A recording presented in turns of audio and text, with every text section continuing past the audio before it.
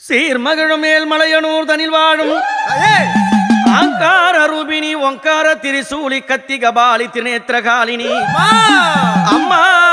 மண்ணும் பீடாரினி மலையனூர் பதில் வாழும் எனங்காலமா மயில சுத்தி பிணமெறியும் சுடுகாடு சீமை நகரும் பக்கம் பிணமெறியும் அம்மா பத்தினி அமர்ந்த திருசோலை பேய்கள் எல்லாம் காட்டு கூச்சல் போடும் நேரம் கட்டழகி அம்மா அங்கம் செலுத்திட கஞ்சுளியாட கட்டி மாசி ஒரு மாதத்தில மையான கொல்லையில கொல்லையோ கொல்லை என்று கூவி குரல் கொடுத்தவளே